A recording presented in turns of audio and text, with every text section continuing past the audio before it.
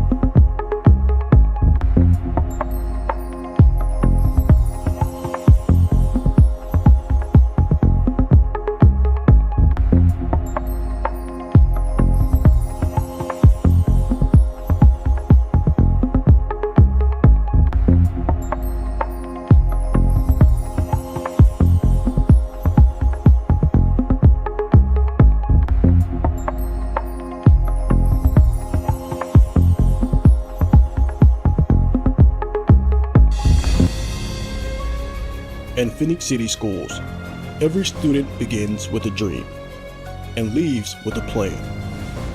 Whether they're serving our nation, pursuing a degree, or starting a career, they're Red Devil ready.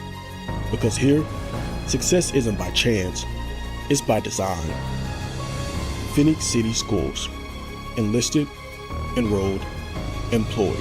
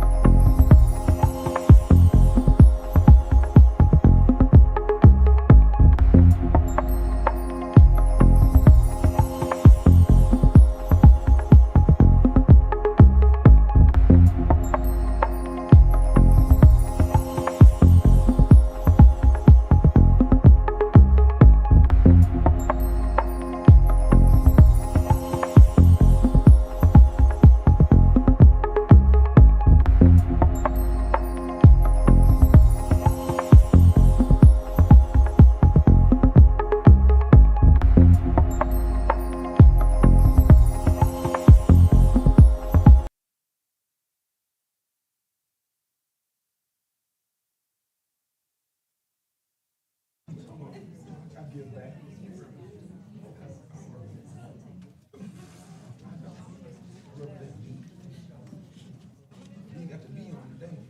Good afternoon. Well, good evening. It's now after 6. Good. Ready? Okay. Good evening. Welcome to the Phenix City Board of Education Superintendent Interviews. My name is Yolanda Daniel, and I serve as the board president. On behalf of the Phenix City Board of Education, I want to welcome our staff, our student families, and our community members, both those here in the room and those that are joining us via the live stream.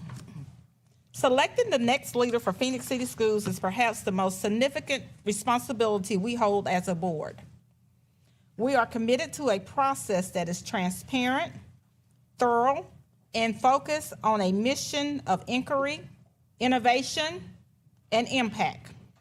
We thank you for your presence and your engagement as we take this important step together. Before we begin, I would like to recognize my fellow colleagues on the Board of Education. At this time, I will ask that each board member identify yourself as I call your name. Ms. Katrina Collier-Long, who serves as our Vice Chair, District 3, Place 1. Next, we have Mr. Richard Carter, District 2, Place 2. Ms. Lakeisha Ligon, which is at large. Mr. Steve Pace, District 1, Place 1. Mr. Elliott Patrick, District 2, Place 1. And Mr. Jonathan Taylor, District 1, Place 2. Today, we are pleased to welcome an interview with Mr. Reeivice Girtman, and this is for the position of superintendent. To ensure this process remains objective and community-focused, we have invited 2 of our distinguished leaders from the East Alabama Chamber of Commerce to serve as our moderators. Following the conclusion of this interview, we invite everyone to join us in the boardroom lobby for a short meet and greet. This will be a wonderful opportunity for our stakeholders to speak briefly with our candidate at this time. At this time, I would like to welcome to the podium Ms. Melissa Gant, which is the president of the East Alabama Chamber of Commerce, and Ms. Denise DeBose, who is director of membership and marketing for East Alabama Chamber of Commerce. Thank you all and welcome.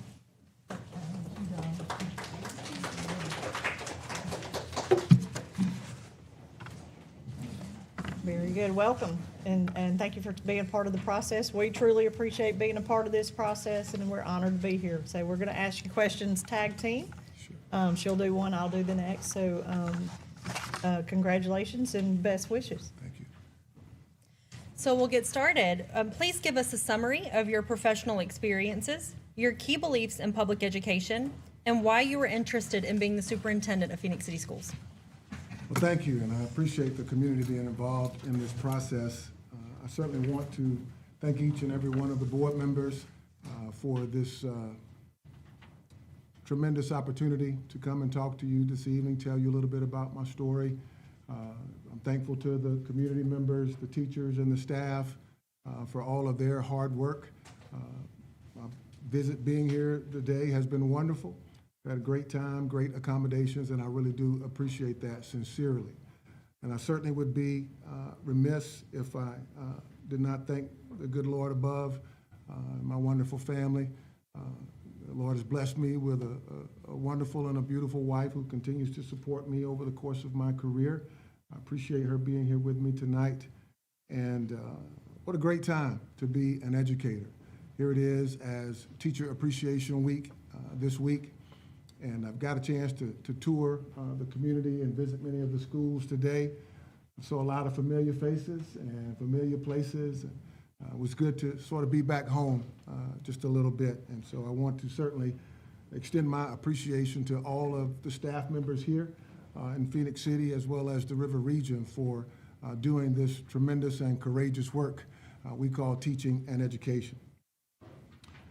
But again, thank you so very much. I can tell you a lot about me, but my professional career started as an elementary teacher in Eufaula, Alabama. I've been very blessed to work with wonderful people and in wonderful places. I was a fifth grade teacher at Western Heights Elementary School. I taught fifth grade as a self-contained teacher and as a departmentalized teacher focusing on reading and language and certainly reading intervention. I also was a middle school teacher there in Eufaula as well. From there, I became assistant principal at Eufaula High School. I spent 4 years as assistant principal. Thankfully, during that time, I was allowed to do more than just buses and books. I was allowed to get into some of the personnel and some of the budgeting areas, to do some hiring of certain staff members. I was able to focus on building and grounds and safety and learn to be very well-rounded. That helped me 4 years later when I became principal of Eufaula Elementary School. During that time, we had tremendous success. We configured our schools from 3 separate schools into 1 building. We were able to go on to accomplish great things there as far as our data and student performance is concerned, and I'll talk more about that later. 8 years into that journey, I was recruited by a company that we were actually working with at the time, the Liberty Learning Foundation. Was a part of my school and their program that focuses on character and citizenship and financial literacy was really integral in helping us to turn around our school. And they asked me to come and to be the face of that program as the executive vice president. I was a little leery about running a nonprofit, but it is probably the best professional experience that I can say that I've had. I learned a lot about myself and got connected with members of the state and schools from Florence down to Foley and really had a great experience as well. From there, I came here. In 2018, I came here as the elementary curriculum director here in Phenix City Schools at a great time. And man, did we really hit lightning in a bottle with a lot of the success that we were able to have. I supported 9 schools in the district while I was here, from Creekside all the way up to South Girard primarily, but I also worked with the Freshman Academy as well as Central High School during that time. From there, you may remember that was during the time of COVID, and Eufaula came calling again, and I went back to Eufaula as a high school principal. Spent time there right in the midst of that moment and learned a lot again. Was there for a lot of families that truly needed us in our community. And then from there, as principal of Eufaula High School, I went to Ozark City Schools to become their superintendent, and I have served in that role for the last 5 years. Also, over the course of my career, I've been able to serve in other capacities. I was tapped by State Superintendent Dr. Greg Mackey while I was here actually in 2019 to serve on the Alabama Literacy Task Force. And we were charged with creating a lot of the assessments and the curriculum and the materials that is now being used across the state as Alabama is experiencing this southern surge of recovery for academics. We were at the forefront of that as a part of that committee. And most recently, I've been tapped by Governor Kay Ivey to serve on the board of directors of the Alabama School of Healthcare Sciences, which will begin this year in Livingston and later in Demopolis, Alabama. That's the first of its kind in the nation, and I'm blessed to be a part of that experience as well. As far as my beliefs on public education, I'm a product of public education. I grew up in Dothan, Alabama. I am a first-generation college graduate in my family. And I'm a living witness to what education can do when we truly do maximize the efforts of our kids and our communities. And so I'm grateful for that.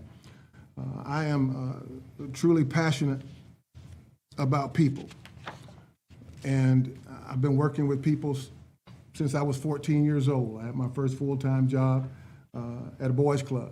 And I've been working with people since then, and I've just developed a great belief and a great faith in people. As an educator, I believe that all children can learn. I also believe that all adults can learn. And I believe that as educators and leaders, if we create spaces where the adults are allowed to learn and hone their crafts, then our kids will reap the benefits of that. And I think it's my job as superintendent to create those spaces, to provide the material capital, the human capital, and all the resources necessary for our children to be able to thrive. As far as why I want to be your superintendent, that's a deep one.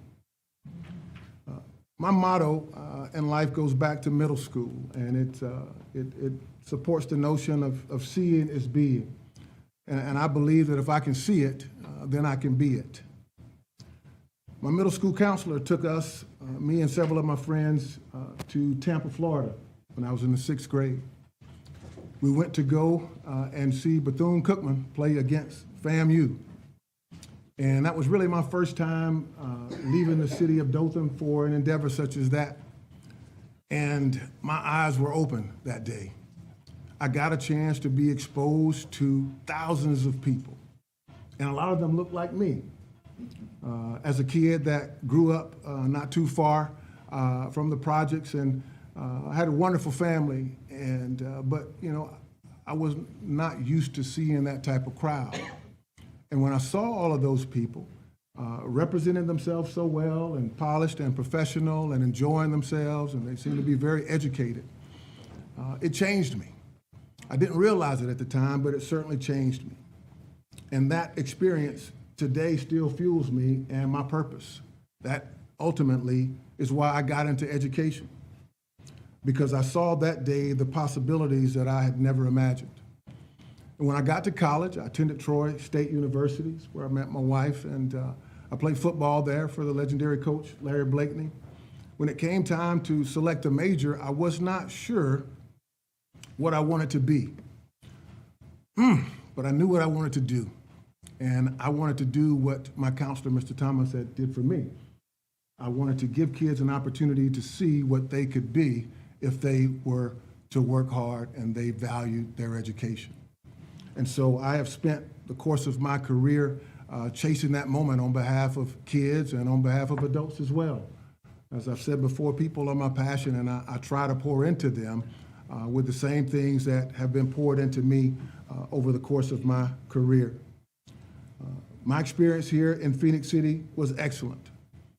Again, I got a chance to witness up close what a premier school system looks like. And I've taken a lot of those lessons in my own way, taken them to places that I've gone since then and put a lot of those into practical use. And it has certainly served me well. But I believe that if we can commit to a clear purpose and a clear direction, that Phenix City Schools can not only be a premier school district, but it can be the premier school district in the state of Alabama. And most importantly, you know, I've had experience here, and I think that my experience here as a former district leader was successful. Secondly, I have current experience as a superintendent. And thirdly, my proven track record of success at every step of the way and every location, I think, makes me a viable candidate. Very good. As superintendent of schools in the Phenix City School District, what is your vision for our school district over the next 3 to 5 years? And this is a two-part question. Yes, ma'am. How would you plan to lead the district, and what would be a defining mark that you would leave on the system? And part two, how would you measure that success? Wow. Thank you for that question. You know, when I got to Ozark as superintendent, I was asked a similar question. And I believe that I was able to help Ozark create a vision for excellence in their district. But having spent time here and working in this district, I know that excellence is always the mark here in Phenix City. But I also know that coming into a place that has changed over the last 5 or 6 years, that it's important that we have a shared vision. You know, and trust me, as I respond to a lot of the remaining questions, please allow me the caveat to know or to understand that I know that it starts with listening and with learning and with watching what is currently working. I think that my current experience allows me to come here and hit the ground running. But at the same time, I understand that I don't necessarily need to hit the ground with a bulldozer either. I need to come in and reacclimate myself to the community. There are great things that are going on here. You have a lot to celebrate. And so I would like to gather context and learn what is working, but not just the what of the matter, but the why. Because if I can understand the why, then that's going to help me to make better decisions as I move forward.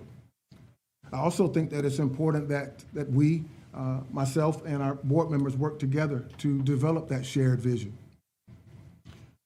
Every year, I would take our board on a retreat, and we would talk about the things that were important to our district each year. We would go to Troy University, and we would look at our budget. Our CSFO would also be in that meeting as well. And I would bring the data, and I would sort of give the board a state of the school address, so to speak, so that they know where we are. And from there, I would craft a plan based on a lot of the data that I had, the meetings that I would have with my staff and my leadership team. And at that point, our board and I would decide on what was most appropriate as we move forward. Of course, making sure that everything that we did was aligned with our strategic plan, because that's where it starts when you want to begin a plan and talking about a vision. But I also believe in the shared vision because it creates a partnership. If it's my plan and my vision, then you don't have anything to do. But if it's our plan, and if I can sit down with the board and it's the plan that we create, then all of a sudden our board members have to buy into that. And they have to come to the school events that we're there for and that we have said were important. They have to fund when I want to come up with some type of incentive to give our kids and our staff incentives for academics or attendance. And I go to ask for that funding. And it's not Mr. Girtman decided to do that, it's we decided to do that. And so when we have unity amongst our group, then I think that shared partnership can come to fruition, for sure. As far as the other part of that question, talking about leadership and what I do and my defining marks. The great Maya Angelou said that people will forget what you said and people will forget what you did, but people will never forget how you made them feel. And I really think that over the course of my career, I've been known for two things in particular, and that is relationships and results. Everywhere I've been able to create meaningful and deep relationships, and we have been able to create powerful results as a team. As I told you before, I am passionate about people. Of course, I own my job and my task, but I thrive on helping others. That's what I get the most joy from as a leader. And I believe that it's my job to make sure that my people have what they need in order to be successful. But I think you have to invest in people. I take pride in making sure that I do my job well so that I, as a leader, can exemplify what it is that I want to see from those that work with me. I take time to get to know people. One question that I often ask others is where are you headed in life? And what is your ETA? And when I know where it is that they want to go, I can align myself and my resources with what I need to do to be able to help them get there. And that's for students. That is also for adults as well. And I think that everywhere that I've been, fortunately, I can be accepted back. I know that because some other people want to hire me back. And I think that is because they know that I am about relationships. I got some wonderful hugs today from a lot of people in different places, and that really makes me feel good. I'm a hugger by nature, I'm sorry, but that's just part of who I am. But I think people know that I'm going to be there for them. Someone, family members dies, I'm going to show up at the funeral. Somebody's family member's in the hospital, I'm going to send a meal to them or visit them or send them a card. Because I think that matters. And I think when people know that they are cared for and when they are respected, they perform better. And the other part of that is results. The nature of the work that we do requires intentional urgency. And our children know that we cannot fail them. And so at the end of the day, while I may like you and we may get along, ultimately, we got to get it done. And if we're not getting it done, then the relationship may have to change, unfortunately. But I want to feel a sense of pride and a sense of accomplishment knowing that the work that I've done has not been in vain and that that work has been done well, because the people that I work with need to have that same feeling. That gives them the confidence in me and the confidence in themselves that we can continue to go forward. It's all about impact, as John Hattie often says. And so you ask me what I would like to be known for, I think it's those relationships and those results. And ultimately, how is that measured? You know, Mike Tomlin says the standard is the standard. And you don't come to Phenix City without knowing what the standard is. It's blue map or it's a bust. I know that. I understand that. I played against Phenix City in high school. But when I was here, that standard was also true for academics as well. We had our first A on our report card during that time, because being the best matters in this community. This community takes pride in being number one. The State Department obviously does a great job at setting our measurables, and I've watched different things as far as your report card and how that goes. And trust me, I understand that every department is measured, whether it's transportation and the inspections that have to be done for that, whether it's federal programs and the federal monitoring that has to happen for that, whether it's our CSFO and the audits that we have to do. Every department has its standard of measurement, and I've been a part of all of those. And so we are measured by those results at the end of the day, but I also believe that we are more than a score on a report card, because the people have to matter in this equation. And public opinion also has to matter in this equation. It matters when you see the soccer mom at the stadium who's working in the concession stands and she's coming to you crying just with tears of joy because her daughter gets to play in the first ever brand new stadium at Matthews Stadium at Carroll High, which we were able to do, and her daughter gets to play under the colorful lights and have her name called on the billboard and those things. Those things matter. Those opinions matter. It also matters to the parent of the child that may have to be expelled as well. They matter. You have to treat those people with dignity and with respect. And so I think to a large degree, and we certainly do a great job as far as sharing a lot of the things that we do on social media. But of course, you have to remember that not everybody is on social media. So you have to be able to tap into people where they are. One of the other ways that I, because I am a people person, measure success is by being in the buildings. I schedule time each and every week to be in at least one or two schools. And a lot of times that is unstructured time. I don't just come in and tell back door, or I may come in the lunchroom and cafeteria, and I'll sit down with students and I'll just talk with them. And I use that as an opportunity to make sure that somebody's teaching that student to look an adult in the eye when they're talking to them, to shake their hand with confidence and with poise, to sit up straight, to be able to talk like a professional should be able to talk. Those are ways that I measure success as well.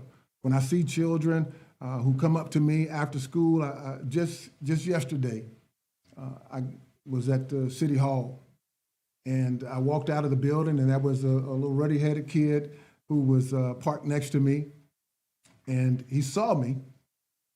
He was with his mother, and he got out of the car, and he said, "Hey, sir." And I looked at him, and he said, "I want to shake your hand." And he said, "You may not remember me, but I was one of the STEM kids at the STEM Center over there, and I appreciate the work that you did for us, and I just want to tell you thank you, and I know you're Mr. Girtman, right?" And so that matters to me, that when I walk into a building or in a drugstore or a grocery store, that kids know who I am. They know that I represent them and their best interests. Because I think when everybody's invested that way, that is a great way to know that success matters in our community. And I feel good about the job that I've done when kids are able to do that. What steps would you take to create a culture of learning and high expectations among the employees in our school system? What a wonderful question. As I said, I'm a teacher at heart, and I never forget that. I never forget those lessons that I learned in the classroom. And I think that as a classroom teacher, it's important that I think all teachers understand that creating that culture of higher expectations starts with providing research-based and data-driven Tier 1 instruction, because that's what we're here to do. We're here to deliver the goods and that our kids are able to learn. And when I was here previously, that's exactly what we did. Not only did we perform well, but we prepared well. We were known for high-quality professional development at all levels. We served our principals, we served our instructional coaches, we served our teachers, and at each step of the way, I learned with those individuals side by side. We took trips. We participated in online PD. We had professional developers come to us and to train us. And not only did we do that, there was a lot of work that had been done prior to my arrival here, which truly just gave our teachers a lot of additional knowledge. And one of the things that I'm most proud of was a great experience we had here several years ago, and some of those in the room might remember, but we called it Red Camp. And Red Camp is a teacher-led professional development opportunity. We had it at Central High School, and the beauty of that is our teachers provided the teaching, and our teachers were there to learn from each other. Now, Red Camp was an idea of mine that was stolen from the idea of Ed Camp. And so I knew in order for us to be able to pull that off, going back to seeing is being again, that I would have to show some teachers exactly what that was like. And what did we do? We piled in a car and drove up to Florence, Alabama to go to their Ed Camp experience. And we had a great time. We learned so much. When we got there, they said, yeah, we can do this. This is going to be a great opportunity. And Central High School was full of people that day. We had hundreds of people there from all over the district at every level, eager to learn one from each other. We had even our directors and our superintendent at the time were leading different sessions on different things. And I think in order, if you're going to create a culture of learning, then the learners have to be at the forefront of that. And as educators, we are committed to being lifelong learners. And I take that with pride and ownership as a teacher. We talk a lot of times as educators about doing what's best for kids, and that is certainly true. But in order to do what's best for kids, you have to first know what's best for kids. And that's why the research is important, so that we are always focused on what strategies work best with our children. But not only do you have to know what's best for children, you have to also know children. And I believe that as educators, it's important that we spend time getting to learn our children, not just their likes and their dislikes, but as educators, it's important that we learn how they learn. And when you combine knowing what pedagogy and what academic strategy works best for kids with knowing how those kids learn, then that's when the magic can happen. And so I think in order for us to create a culture of learning and high expectations, we have to make sure that the learning starts with us and that we are always participating in high quality professional learning experiences. And I would certainly love to be able to do that. Again, once you know how the kids learn, then you can begin to differentiate the instruction. One of the other things that we did when I was here was we created a group of teachers that were nominated by their own colleagues called our Instructional Advancement Team. And the role of that team was to focus on defining what quality instruction looked like in Phenix City. And we did that by, again, studying the research. A man by the name of John Hattie and Ron Berger and Jim Knight and all those gentlemen that we spent time focusing on and studying with. We aligned our curriculum, we aligned our assessments, we focused on our critical standards, we calendared out our pacing so that we could begin to dictate how we were going to teach the things that mattered most and make sure that we had the time and the resources to be able to teach them. I was also responsible for the teacher mentoring program when I was here as well. And that's one of the things that was able to help me to work with teachers at the high school and at CFA.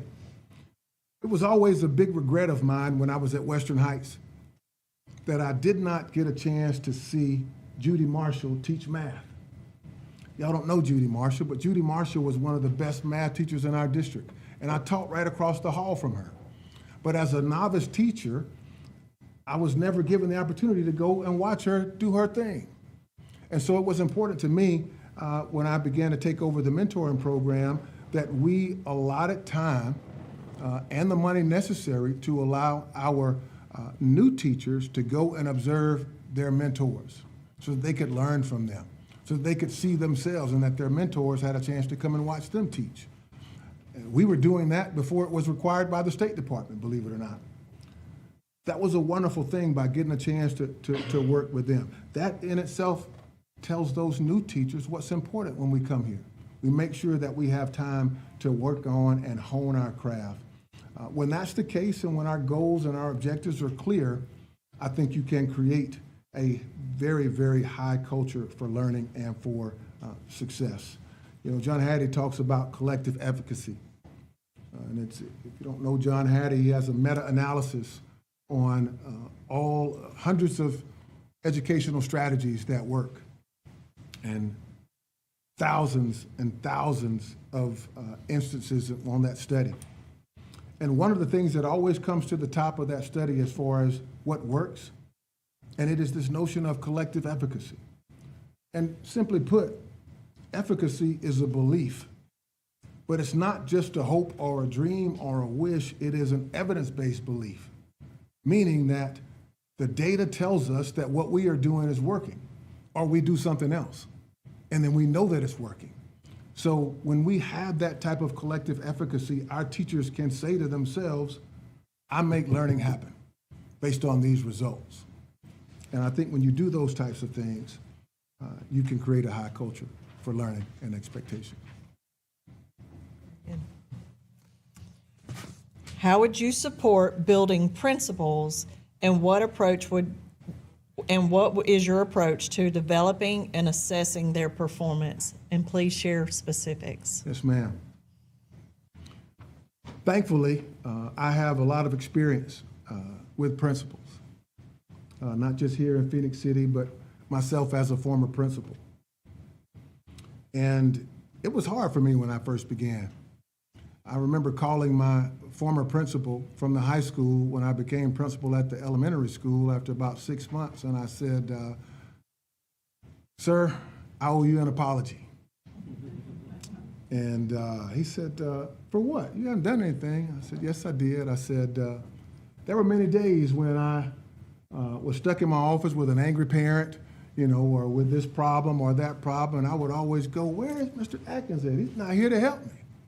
I said, now I know what you were doing, because no amount of training prepares you for the principalship. You can go to class and do all the different things that you want, but you have to be in the seat in order to learn and understand what that is truly like. And over the years, I've learned that principals primarily, it's not as simple, but primarily need two things. They need clarity, number one. They need clear direction and expectations.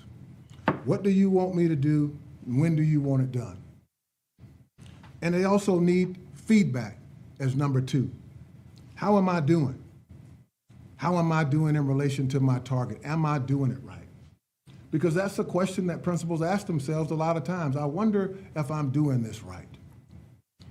You know, I think John Maxwell said it best when he says, a leader knows the way, a leader shows the way, and a leader goes the way. And it's one thing to have experience, but I think in this matter, I have a little bit of expertise, if you will, because I know that principals need to be listened to. They need for someone that can relate to what they're saying and understands the task at hand and the frustrations that they have. They need someone that can give them guidance from time to time. And so I know that direction. And I've been able to share my experiences with principals for a very long time. One thing of which that I learned is that sometimes you have to get out of your building in order to know what's really going on in your building. So what I mean by that is, and several of our principals can attest, because the leader shows the way, you have to show them what excellence looks like. My teachers and I took a trip up to a school in Montgomery when I was principal. And the school was located right in the middle of a housing project, and we were supposed to meet the principal there for a tour at 8:30 in the morning. We got there at 8:15, right after morning duty. And we walked into the building and we saw all the data that was right in the front lobby of the school. Miss Brown's class and her academic scores, Miss Jones's class and her attendance scores and things of that nature. Like, wow, they are really on the ball here. They're taking this very seriously. And next thing you know, it was 8:30 and 8:45, and it was almost 9 o'clock. And we were like, we're going to meet the gentleman. Is he going to come and talk to us? And so he came out and he had a blue notebook. I'll never forget it. And he said, sir, I apologize. I did not mean to be late. I'm normally on time for these things. But he said, I was in the middle of teaching my reading group, and so I was running late. And myself and a teacher, Miss Bonner, by the name of Miss Bonner, we looked at each other. We didn't say anything, but what we said to each other was, did he just say what I think he said? And so I said, excuse me, sir, you were doing what now? And he said, yes, I was teaching my reading group. And in that notebook, he showed me his kids. He showed me the skills that they were working on, the schwa sound that day, the skills that they had worked on the previous week, the pre-test that they used, and the post-test that they were planning to use. And that was a game changer. Because as I looked at my teachers at that very moment, excuse my grammar here, but I knew I could not do that when I got back to school. And that started our BBL time when we got back to school. That was a time that we dedicated for learning each and every morning, first thing. And it was all hands on deck, much like I saw today at one of our schools, where the music teacher, the art teacher, the PE teacher, the counselor, everybody has a group of kids, and we're focused on specific skills that they need to learn. And for those that were uncomfortable teaching those kids, we put them in positions where they could be successful. But those are the types of things that we were able to do. And when I got here, those are lessons that I shared with principals. And certainly, we took trips as well. And I'll never forget going to Oxford and going to Slocum Elementary School and seeing the lights in those principals' eyes go off with their assistant principals and with their instructional coaches, seeing schools with similar different demographics as they had that were outperforming us. But we learned some of the tricks of the trade and what they were doing. And it was things that I was doing in my school as well, but we were able to use those things to our advantage during the time that I was here. Because again, being a principal, I know that it's easy to get caught in a daily routine. You got bus duty, you got car rider duty, you got lunchroom duty, you got check lesson plans, you got an angry parent and all these different things that are going on. Next thing you know, you look up and it's February, you know? And you hadn't done any observations, you hadn't done any professional development, and you're like, oh, what happened to my time? Well, you were busy, but you weren't focused. And so helping principals, giving them that feedback, here's what's important, here's how you need to do it, here's what you need to be doing, showing them what that looks like, I think goes a long way in supporting them. And lastly, that means me being a learner as well. As most of the individuals that were here when I was here, they will tell you the learning they did is the learning that I did, side by side with them. I think it's important that they see the superintendent as the lead learner. I felt the same way as a principal in my building. I also think you have to communicate with principals well. You have to communicate early and you have to communicate often. I try to make sure that I give people the answer to the test, if you will. If this is what I expect from you, I want you to know what that is. That way you can be successful when it comes to test time. And I also know here that we have several district level supervisors and managers and what have you that have principal experience as well. And I think that's important because they can also relate to the principals. Principals don't always want to feel like they're coming to the superintendent whining and complaining about things. And so sometimes they need somebody to vent to without necessarily just coming to me and providing those outlets for them and those opportunities to learn, I think is certainly crucial.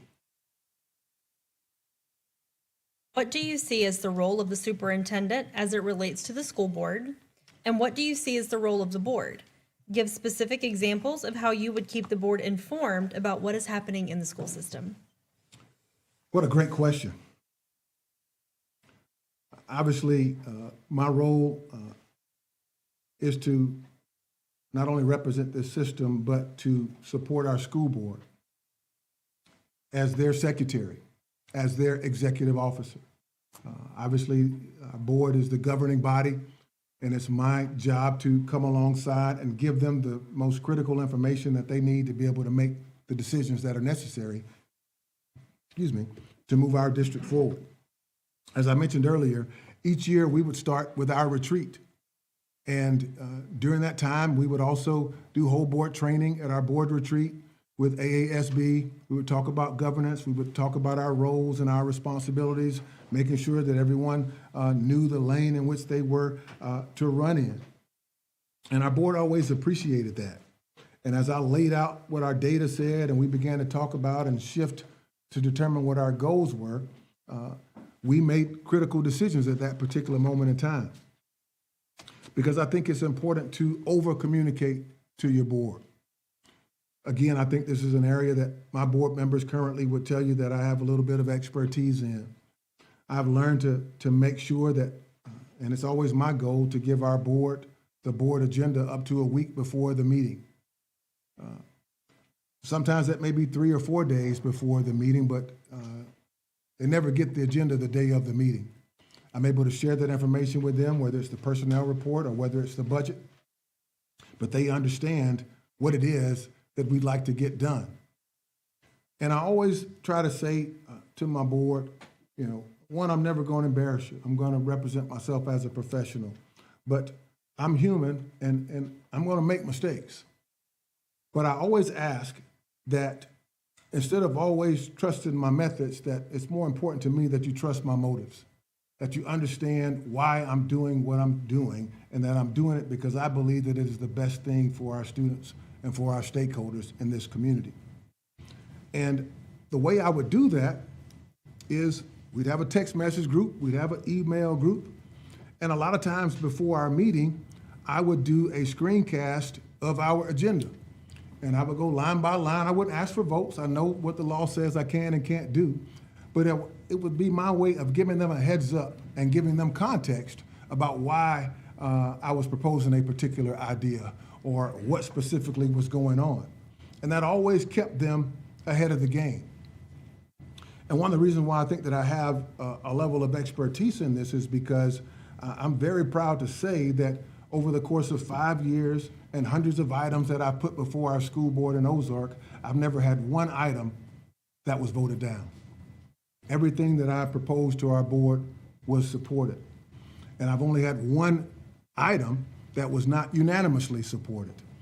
And the member, it's a funny joke, the member abstained at the time, and then he came back later after we had finished doing the work, and he said, "That's the best money we ever spent." So I take pride in making sure that our board is informed about what's going on. Sometimes that means we have work sessions. Sometimes that means that I invite the board members out for coffee or for breakfast or lunch or something, even if it's just like I do with one of my current board members who happens to be my neighbor. We just sit on the back porch, and drink a cup of coffee or grill hot dogs or whatever the case may be and just talk about what's going on. But I think it's important that I make sure that the board knows information, and as I get to learn them and what's important, I know that, okay, there was a fight at Lakewood. I need to send the board a text message. Or the ambulance had to be called to the primary school, so I need to send the board that. If they see that information coming to them and they understand why I'm sharing it with them, then it makes their job easier. Now, don't get me wrong. I know that, and I like being able to say that the board has approved everything that I have put before them. Doesn't mean that we always agree. Sometimes as superintendent, you have to make hard decisions, and there are decisions that I have to make that I don't always like sometimes or agree with, but it still has to be done. But again, I think they have always respected and trusted my motives, and we've been able to be very successful in that regard. All right, very good. Just because we're almost halfway, we just want to give you a time check. So We're on question 6 of 13. Yes, ma'am. And we got 45 minutes, so Here we just to go. kind of put it in perspective. Let's roll. So, Hint let's taken. do it. So, describe a time that you made a difficult personnel decision, and how did you handle it? Wow. Personnel is the best part of the job, and sometimes it's the worst part of the job. I always have a process when it comes to dealing with difficult personnel issues, but it always starts with just treating people with dignity and respect. I believe that you have to be fair, you have to be consistent, and you have to be transparent. I try to be fair with people. I make sure that I show no favoritism. We've had to move off of employees, people that were friends of mine that have known me my entire life. And that's hard to do because you always have to go home sometimes with those people. But when it comes to doing what's best, that's the line that we have to draw. And again, as I said before, when you have to make sometimes those decisions, you don't want people to be surprised. You want to provide the necessary support, the necessary documentation along the way so that when things are done, again, it's not catching anyone off guard. I understand that people make mistakes, and when possible, you try to give people a second chance. But if it compromises the district, then we can't allow it. In terms of being consistent, I try to make sure that we always review precedents or previous precedents and understand what's been done before so that we don't have to go back and retract decisions that we make. I always talk with our HR director. I always talk with our board attorney when necessary to get things done, again, to make sure that I'm not putting the board at risk. And there are some decisions that the board is fine with you making, but again, knowing this culture, I know that there's some decisions they want to be looped in about ahead of time, whether it's somebody getting a pink slip or whether it's some incident that we've had to provide some discipline. And here's what I mean by being transparent. My last point is, obviously you have to respect the confidentiality of students first and those types of things, and follow best practices. But when I walked into my high school principalship, as I told you earlier, it was a difficult time.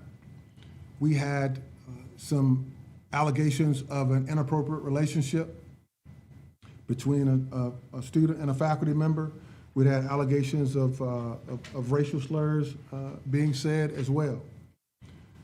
And it's in the midst of COVID, so we're having a Google Meet, and it's me and 80 people's faces that I'm looking at.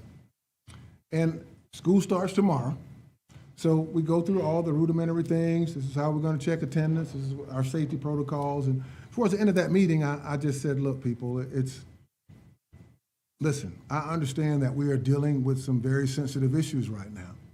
And trust me, these are things that we will not allow. We will deal with these things when they come up. If someone asks you what to say, if someone asks you a comment, or if there's media there, here's what you say. Here's how you handle that. And if you're uncomfortable doing that, then you send them to me, and I'll be glad to take care of it. And that's just me being who I am, and I didn't realize it, but later that day, or as we left the faculty meeting, so many people came up to me and said, thank you. And I said, for what? And they said, just for acknowledging that and not sweeping it under the rug and pretending that it wasn't going on.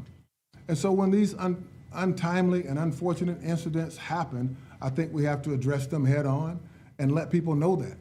Because the worst thing you can do and the best way you can run off a good employee is to tolerate a bad employee. And I think if people understand that and know that this is my stance and this is how we're going to conduct business, then we can move forward. Eliminating the achievement gap is a key priority for our district. What approaches would you pursue? What leadership and guidance would you provide to ensure that all approaches are properly evaluated and adjusted over time to meet changing student needs? So, Ms. Gant or Ms. DuBose, how much more time do I have, you said? 40 minutes. 40 minutes, all right. I know about closing the achievement gap. When I was here as your curriculum director, we had our first and only A on our report card. Highest score in district history. As superintendent in Ozark, once again, we have our highest score in district history. When I was principal at Eufaula Elementary, highest scores in district history. But just to drop a couple of numbers. In that year in 2019, and trust me again, the caveat is it's a we thing, but it's an interview, and so I have to say I sometimes instead of we. Meadow Lane, the most impoverished school in the district at that time, went from a 70 to an 83 on their school report card. And they also became a national distinguished school at that particular time. I never forget going to Atlanta with Miss Aretha and her staff to celebrate the school and see them on the stage get that national recognition. Westview went from a 69 on their report card to an 85. Unheard of. Ridgecrest went from a 70 to an 84. PCES went from a 65 to a 75 on their report card. Sherwood went from an 81 to a 95 on their report card. Lakewood, highest performing school in the district at that time, went from an 83 to a 97. PCI went from a 71 to an 80. And South Girard, middle school, South Girard and PCI both. South Girard went from a 72 to an 84. I remember checking the scores that day as they came in, and we went back 3 and 4 times to check the math. Like this is what is going on here. But again, I think we really hit lightning in a bottle, and that was because of a lot of the work that we did that I told you about earlier, that since I only have 37 more minutes, I won't go back and cover. But that included additional things like our leadership learning walks, where we not only gave feedback to our principals, but we also stuck around and gave feedback to our teachers, because it's good for our teachers to hear from us what we saw from them. And the principals would dictate the things that were important that we were going to monitor that particular day. Being in the building matters. My presence in the building matters. We would also have regular leadership meetings, and during that time, we would discuss our data. The ideas are brought to the table, all the concerns and the questions are asked, and that's when the decisions are made. And so the decision is made, and that's when communication happens. Now, the fallacy about communication is everyone always assumes that it's taking place when sometimes it really hasn't. You know, I can send you an email, or I can tell you something, and I can say, well, I told you and I communicated it. But a lot of times in my meetings, what I ask people is, what did you hear me say?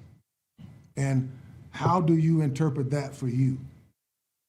That way, there's no gaps in communication. And so when we leave the meeting, when we have success, it's a high five. When we don't, we know where the communication broke down at, and we can go back and fix it. Again, I think if we're able to do those things, and I know that you guys have added math coaches recently, and as we look at math data, that's an area of growth that we want to continue to improve in, and I think that's wonderful. But again, I will go back to the fact that it all starts with giving quality learning opportunities to our staff and to our teachers, and us leading in that effort. And we evaluate that, again, in those learning walks. We evaluate that in those data meetings. We sit down with our data and we look at it with our coaches, with our principals, with our instructional specialists here, the curriculum people that we have, and we make the adjustments when that is needed. Do we need to change the resources? Do we need to use a different material? Do we need to extend the time? What can we do to make sure that it works? And again, I have 35 minutes and about 5 more questions to go. So, but there you go. So what do you think the role of extracurricular activities and career technical education should be in the school system? And please explain. I'm here sitting in this seat because of extracurricular activities. My senior year of high school, actually my junior year, the coach that I'd known my whole life left and retired to go to Georgia. And we hired a guy from Florida by the name of Skibo Whitcomb. I didn't know him, but 2 days after school was out, he called me up to his office. And he said, Girtman, what do you want to do when you graduate? And I said, I don't know, Coach. I hadn't thought about it. And he said, do you want to play football? I said, shoot, yeah, I want to play football. So he took out a letter and he put it out in front of me. And it was a letter from Mississippi State from head coach Jackie Sherrill with my name on it. And so I went to reach for the letter and he took it back. He said, no, sir, not going to give it to you yet. He said, go up to the office and get your transcript. I said, my what? He said, anyway, some choice words. I went to go get my transcript and I came back. And that was the first time somebody sat shoulder to shoulder with me. I'll never forget that day. He and I in the gym by ourselves up against the wall. And he said, this is how you figure out your GPA. A is 4 points, B is 3 points, so on and so forth. And I did the calculations. And I said, Coach, you said I had to have a 2.0. I got 2.5. I said, no, sir. You need to take PE off the list. Home economics comes off the list. You need to focus on your 4 core areas. So we went through that. Needless to say, I did not have a 2.5 at that point. But not only did he tell me that, but he said, hey, you see what you're doing here? How can you learn from that? And I wasn't dumb, I was just lazy. My mom didn't graduate from high school, and so I met the bar. Listen, you go to that schoolhouse, you don't make us look bad, and you don't fail. And I did that. And 69 was not failing, so I was meeting the mark. But when I looked at some of those grades, I had some 68s, I had some 78s, and what I learned was if I'd have turned in an assignment, that C, which was 2 points, could have been a B, which would have been 3 points, and vice versa. And so after that, he said, look, here's what you got to do. I want you to go up to that counselor's office, and I want you to sign up for summer school. You've got to take government and economics. And we charted out my whole senior year, the classes that I needed to take, and the grades I needed to make in them. And so at that moment, he gave me a purpose, and he gave me a plan.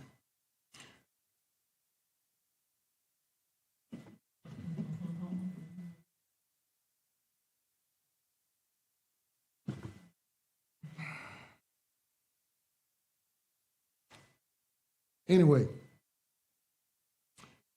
I learned valuable lessons from playing football, from playing baseball, from playing basketball. My sister was in the band. My other sister was in the flag corps. I was in the JROTC. And so whether it is ping pong or poly hockey, it doesn't matter. What matters is that research tells us that when kids are involved in extracurricular activities, whether it be athletics or arts or academic clubs, they perform better. And so people may complain that you have 120 kids dressed out on a Friday night for a football game. But you know what? That's 120 kids that are going to graduate because they're being held accountable by all of those coaches, by their teachers, and by this community for being a part of that team. And I wish all kids could experience that. Again, whether it's the Beta Club or whether it's the Science Club or what have you, they need to be involved. And I've learned so many valuable lessons just from being involved in those extracurricular activities that I still hold to this very day. As far as career tech is concerned, wow, we've done some wonderful things in Ozark. We built a career center, in essence, at our middle school. We renovated an old wing of the school that hadn't been used in over 20 years, and we created a career exploration center there, where kids are able to focus on all types of STEM and science and technology, drones and Project Lead the Way and We Build It Better, all these different types of things. There's a science class and a lab that's being added this summer to that same building and facility. Because I think that as far as CTE is concerned and career objectives are concerned, we've got to get our kids involved and informed early. They need to start making decisions about careers and thinking about that when they're in elementary school, and we need to give them exposure and opportunities to think about that. So when they get in the 8th grade and that 4-year plan, is laid out, they have already been thinking about that. And we also need to inform our parents about that as well, because that matters. All those clubs and all those organizations matter. I'm thankful that we've got art in all 4 of our schools now in Ozark. Regardless of what it is, we've got to give them those chances to succeed. But it starts with finding opportunities for them to get involved beyond just the regular classroom and the regular day. Given that college and career readiness indicators are now required for graduation, how would you build and lead a system of accountability and collaboration among principals, CTE directors, and district leaders to ensure every student earns a CCRI before their senior year? Well, our CCR rate has improved 25% during my time in Ozark. Next question. I know. I learned early on that my job as, you took me up on that, huh? You're like, hurry up, Mr. Girtman. But I learned early on that my job as superintendent is not just to make sure that kids graduate, it's to make sure that they're employable upon graduation. And so whether that's short certificates, whether that's dual certification, whether that's dual enrollment opportunities. This year we have more kids graduating with short certificates than we've had in the history of Carroll High School. And that's because our dual enrollment has increased, it's skyrocketed over the course of my tenure there. Again, I think that goes to early exposure and also being able to track that data. When I was at the high school, we created a tracking mechanism, a data sheet, started by myself and our counselors, where we were tracking every student from the time they entered Carroll High School. Districts do this in several different ways. Some districts put kids on a pathway from the time that they enter the school, and that's fine. That's going to get you a good look on your report card. But all the kids, just because you have that program, may not be interested in it, but they have that, it looks good on a report card. My philosophy is to try to offer programs that kids are really invested in, so that they don't waste time and spin their wheels doing things, and they can use that when they graduate. And that's what we've tried to do. So we created those type of mechanisms where we could track the data, and everybody had it. It was shared amongst all of us. And as an administrator, when a kid came into my office and they'd gotten in trouble and they were looking at missing some days in class, I would not only pull up their grades, but I would be able to track their performance and where they were, and I could share that information with them and their parents. And when you build those type of opportunities and those kids understand that, look, this is a great opportunity for you to get a job when you graduate. I was at Ridgecrest today and some kids were working on a particular activity, and the principal told the children to tell me what they were doing. And they did. But then I turned around and asked, why are you doing it? And a little girl looked at me and gave the prettiest answer. And she said, because when we are out of school, we're going to need to learn how this works. As an electrician, I need to know that if I connect this to that, that's going to give me a short series circuit. And I said, give me some, girl. And that's just a beautiful thing when the kids not only know what they're doing, but when they know why. One area that I think we have probably not, at least myself, I've not done as good as I should, is by keeping the parents involved. I had a kid that was in trouble one day at the high school. And when I was there, we created a streamlined partnership with the chicken plant, Tyson. And we had a wonderful agriculture CTE program. And we created a pathway where those kids as 10th graders, if they went through that program successfully, they could graduate and go get a job making $17 an hour. That was 6 years ago. And when mom came in and I told her that, she made sure that he straightened up. Because it wasn't, you're not going to go home and be playing video games anymore. You're going to make sure that you get this work done so that you can get a job and you can start working and take care of yourself. We've done the same thing with our teacher education program, partnering with Troy, because we have a teacher shortage ourselves in Ozark. And kids know that if they start in our program as a freshman, 2 years into college, they can graduate and come back and work for us as educators, because they will have taken the practice while they were with us. They will have done a lot of their observation hours while they were with us, and they will have taken 2 years of dual enrollment classes while they were with us. And so now all they have to do is go and do their internship and do the rest of that specific coursework, and they can come right back to Ozark and teach. And I think when we create those type of opportunities for our kids, the sky is the limit. That's awesome. Okay, shifting gears quite a bit. So, what strengths do you have in the financial area of financial management, including facilities management and construction? Give us an example of your involvement in budget development and ongoing fiscal management. How much time do I have? You have 25 minutes. There you go. All right. I would ask the board members if they would just begin by turning to page 10 in that packet that I gave you. It's the landscape page. As we've talked about before, during our board retreats, we would look at our strategic plan and we would align our goals with that. And about 2 or 3 years into my tenure, well, 2 years into my tenure, we really began to move the needle. We decided at that retreat where we want to be financially. How much do we want to have in our general fund reserve? How much do we want to allocate for these particular areas? And once everyone agreed on that, we began to get things done. We spent $2 million at our middle school that I just mentioned to you, revamping that. Now it's one of the finest facilities around as far as that is concerned. We spent over $7 million at our stadium, revamping our field, our track, our press boxes and restrooms, and all of that area.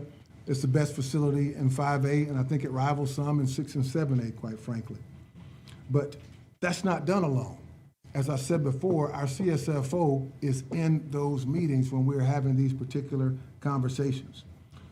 You know, Dwight Eisenhower said that the art of leadership is getting people to do something that you want done because they want to do it. And part of why I've been able to do that, an example of that is some of the things that I shared with you earlier about showing the principals what success looks like. I knew that was the end game, but if it's just me saying it and not them seeing it, then it's just Mr. Girtman just wants to do this. Well, not to say that our principals ever said that, because they never did. But when we needed work done, my board members, my chief financial officer, we went to the buildings. And so they know it's not just Mr. Girtman asking for $400,000 to do this particular project or $3 million to do that. They understand that it's not me, that it's a need. In those meetings, when we talked with our board, we decided, look, you know, my aunt would say a long time ago, again, bad English, that the money is for to be spent.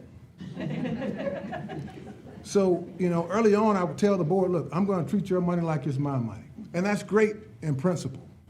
But in a practical nature, it's not, because my money, I try to save it. I hope my wife's not listening to that. But the money that we're given by the federal government, by the state, they want us to use it. Not recklessly, obviously, but when you align your goals to your strategic plan from year to year, then you can say, here are the things that we're going to prioritize. All right, we need a new gym at PCIS. Okay, great. Let's go ahead and begin to plan for that. We can go ahead and be talking with architects about that. That way, when that line item comes across that spreadsheet, the board members know that that big check went to the architect, right? It wasn't something that Mr. Girtman just spent willy-nilly. When you have those conversations early, you can do those kinds of things. And so as we began to chart our course, we began to think about what our priorities were.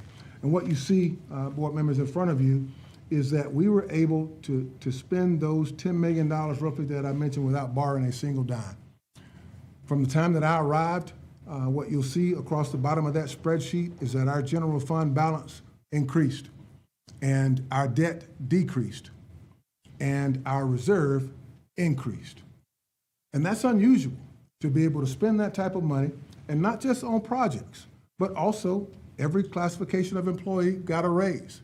We purchased new devices. We bought new buses. Some of those we paid cash for. We did so many different things, adding to our fleet, increasing security, adding so many different other elements. And we did all that with our bottom line still being able to go up. And I think that is return on our investment. That's what our community wants to be able to see when we do those types of things. But when you have that type of open communication, when it's based on your priorities, when you stay attuned to your strategic priorities and your capital outlay plan, you can do those things. As far as facilities are concerned, I asked my board to spend over $7 million at that stadium and at DA. And I live about 1.5 miles from the stadium now. My wife will tell you, I spend a lot of time up there. When the major concrete pour was happening at 4 a.m., I was there. When the materials were delivered late at 12:30 at night, I was there. When the contractors were moving slow and the plans weren't being met, I was there. I was there because you can look on my calendar, and every Monday morning at 7:30, I budget time for me to be able to meet with my operations director. At 8:30, I meet with my technology director. At 3:30, I meet with my CSFO. And we're able to stay attuned with what's happening and what needs to be done. And I always try to go to my CSFO if I'm coming with a big purchase, so she's aware of it. Ultimately, I keep my board members informed. And when you can tell a community that you've built this beautiful state-of-the-art facility with no debt, that's quite the accomplishment. Phenix City is a close-knit and diverse community, and this is a two-part question. In your role as superintendent, how would you work to ensure all groups are fully engaged with the schools and the system as a whole? And then how will you engage parents, community members, and stakeholders in our district? How will you increase the visibility of our schools and district and our needs? Well, I think you're doing a great job on social media. Shout out to the ones that are in the room that are working on that. But I think in order to get others engaged, you yourself have to be engaged. When we took the job in Ozark, we moved to Ozark. And our house is for sale now because we plan on moving to this area. We've been planning that for the last 2 to 3 years. So I plan to be present in this particular community. I've talked about being present at the schools. I've done different things like community tours, advisory councils. Again, when the board is on board with those things, then when I go to them with a need and there's some funds that we need to have happen, look, we need to buy some buses, we need to do these particular things. The community knows that's there.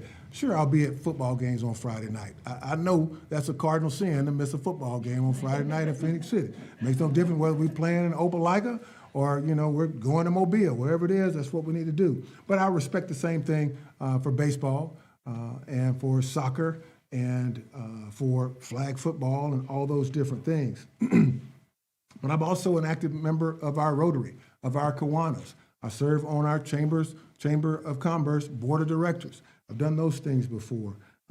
Every quarter, I meet currently with our mayor, with the Economic Development Director, and with the president of the hospital, because the hospital and the school system are the two biggest employers in the county. And we're constantly talking about what matters. The left hand knows what the right hand is doing. I serve on the board for the housing director. We talked about public relations. You have somebody here that is doing a phenomenal job in that. Again, we just have to remember that not everybody is on social media, and so you have to have ways to mass communicate with parents via text message or via email. And I think it's important that the leader is approachable.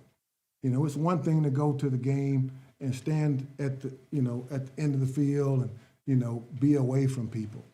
But I go sit in the community. I go sit right in the midst of the stands, and while they're cussing out, excuse me, y'all don't do that here in Phenix City. While they're expressing their glee or their disappointment, I'm right there. I completely understand. Yep, it was a bad call. Yes, it was a bad play.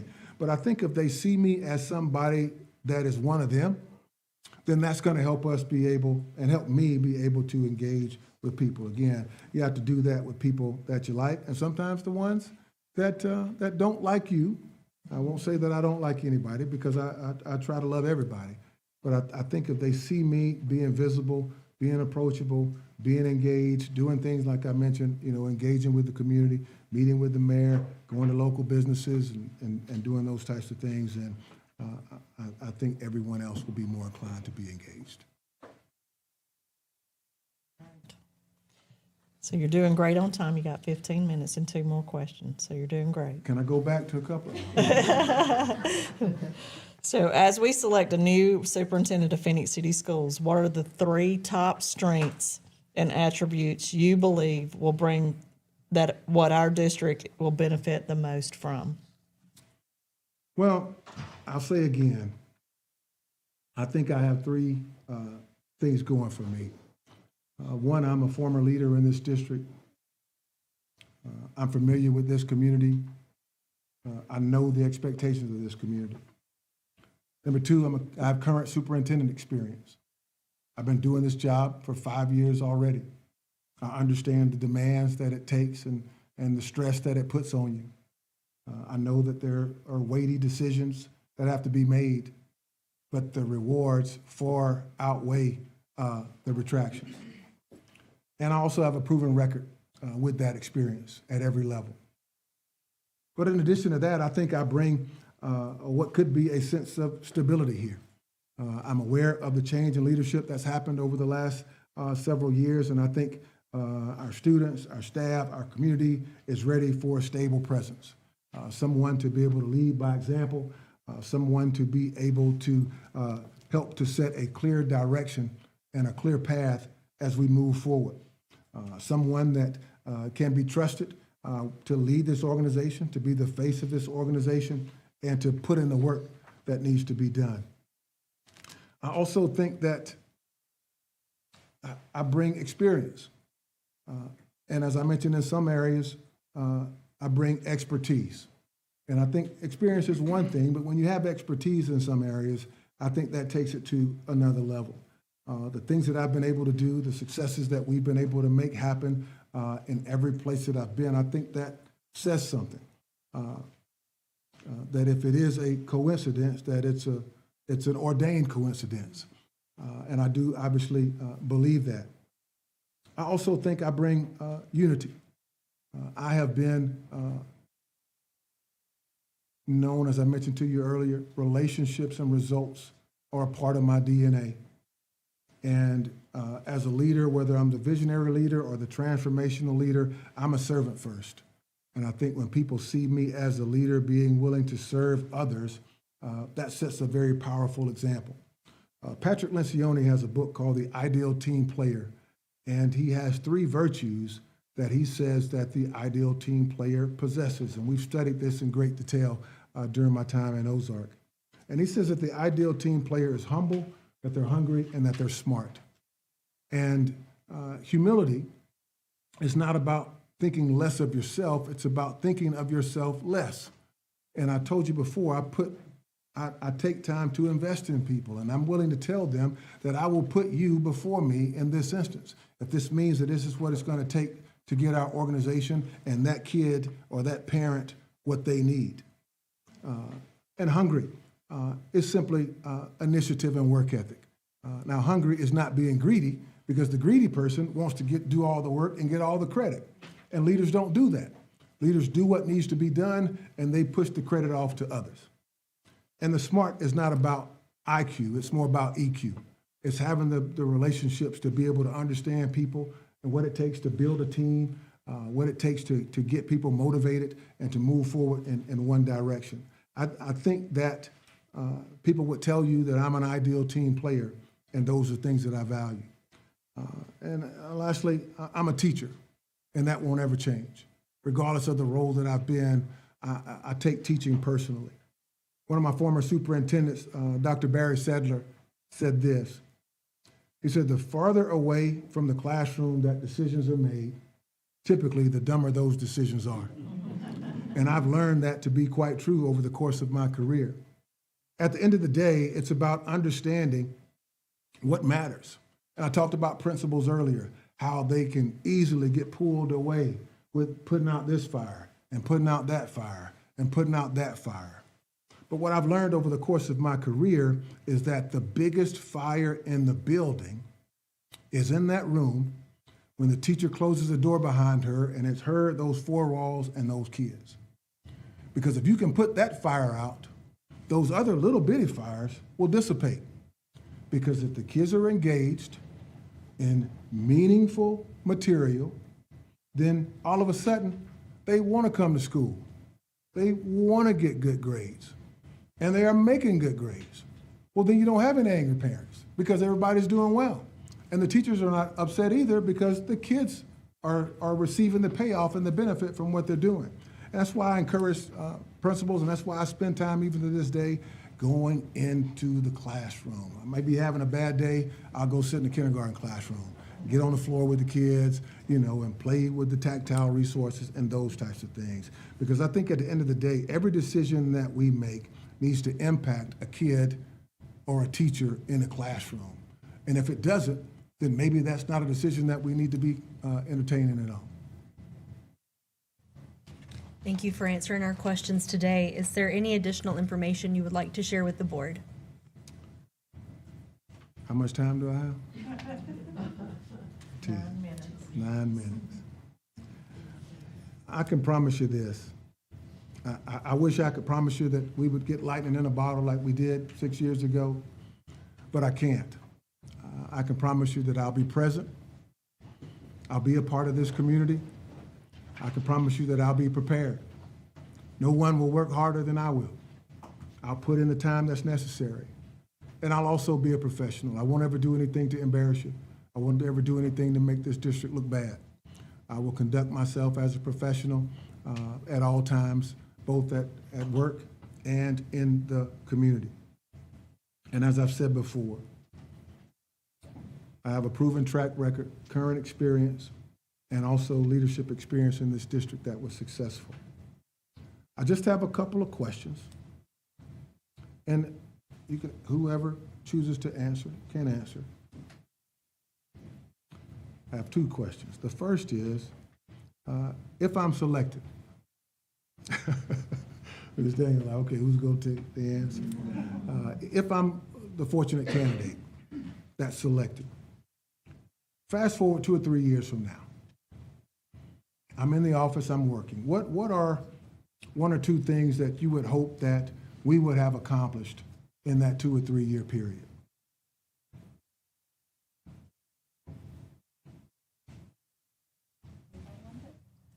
Consistent elevation of scores and progression of the fine arts.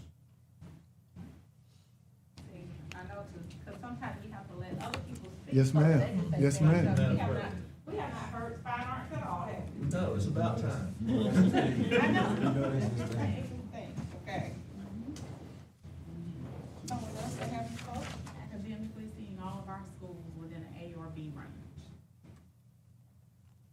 Go back.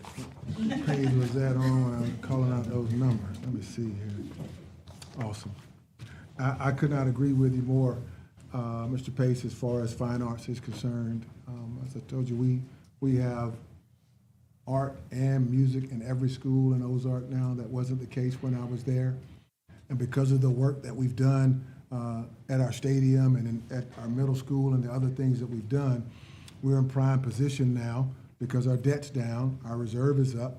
The next item that's on the table is a fine arts center to go on our high school campus.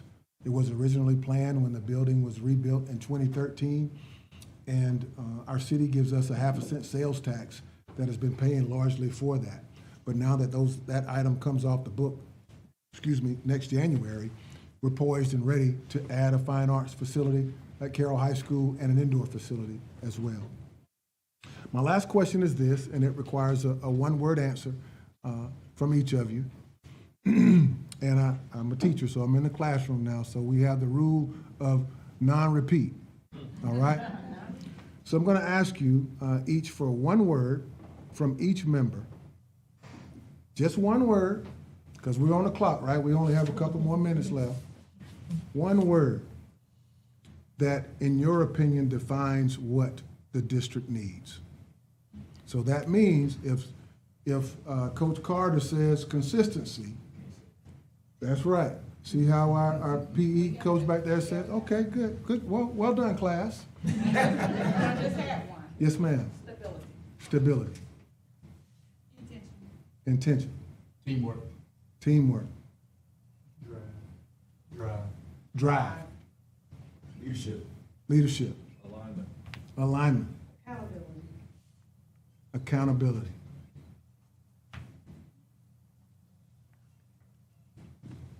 Check. Again, thank you so much for your time. I've enjoyed this experience, been able to talk with you guys. I hope you'll take some time and look at some of the information that I've shared with you. Certainly if you have any questions or comments or concerns, I'm here to answer those in any way that I can. I love this area. I love the people here and the kids here, and I'm excited about the possibility of being in a place that not only wants to be the best, but is committed to doing the work to be the best. And so again, I want to thank you ladies for your work tonight. And I appreciate all the guests and those that may be watching online. Thank you. Appreciate your time and congratulations for being a finalist. I made a list of all of those 7 that if you need it for later. Yes, ma'am. For your checklist, and we just wanted to say congratulations for being a part of this process, and a very good job done. Thank you. All right, we're dismissed.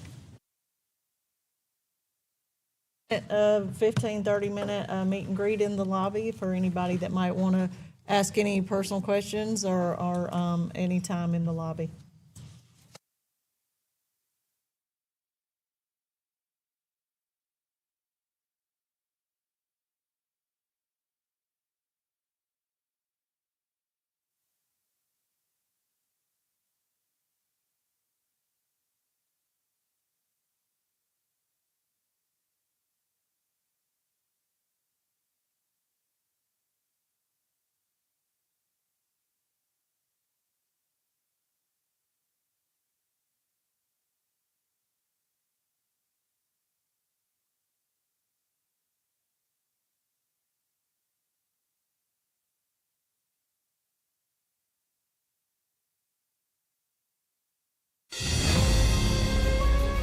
In Phenix City Schools, every student begins with a dream and leaves with a plan.